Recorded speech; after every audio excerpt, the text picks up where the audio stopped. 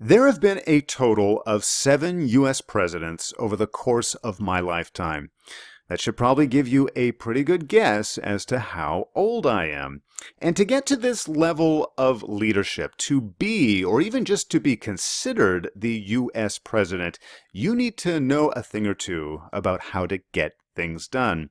Whether that's from a personal productivity standpoint or just from the ability to motivate others to get things done.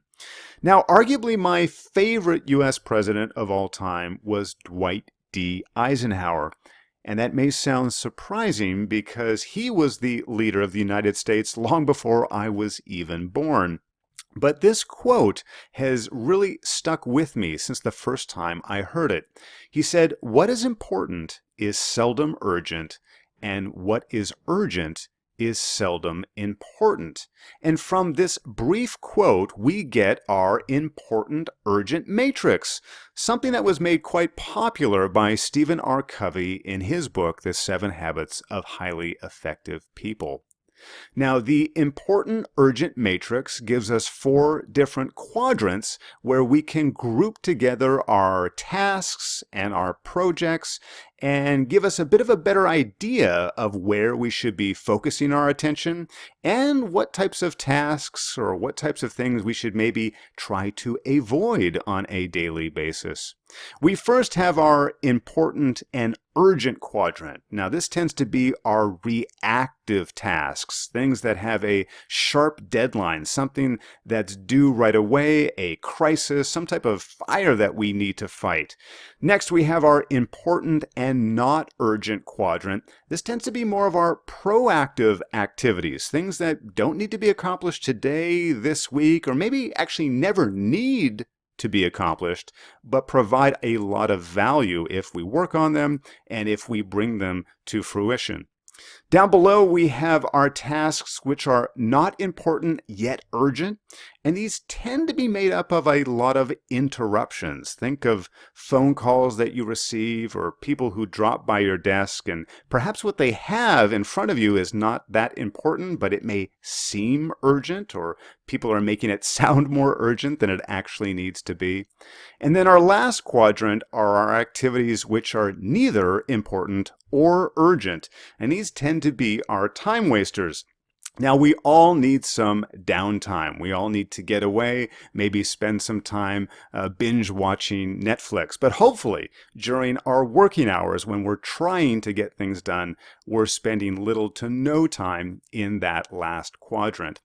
And what President Eisenhower was trying to get us to focus on was that we should be spending most of our time in the important and not urgent quadrant. This is where we can be proactive, and as a result, we have an opportunity to minimize the number of things that fall into that reactive quadrant, that important and urgent quadrant. Now, another president which I think had a lot of valuable productivity advice for you and me was our most recent sitting president, President Barack Obama. And you're probably wondering why I'm showing so many pictures of President Obama on the screen here. Well, do you notice anything different between these images? Or maybe I should say, do you notice anything similar? Yes, Barack Obama was known to wear only 2 different suits. One gray suit, as you see here on the left, and then one navy blue suit here on the right. He had the exact same cut, the exact same style for both suits, but just 2 different colors to choose from. No, I'm not suggesting that he only had physically 2 different suits. He had multiple copies of each suit, but only 2 colors, one gray and one blue.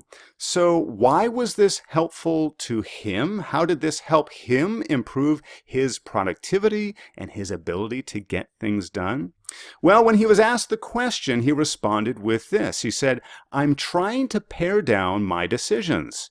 I don't want to make decisions about what I'm wearing because I have too many other decisions to make." You see, the concept that President Obama was tapping into here was decision fatigue, specifically avoiding decision fatigue. Now, decision fatigue states that people tend to make worse decisions after having made a lot of decisions.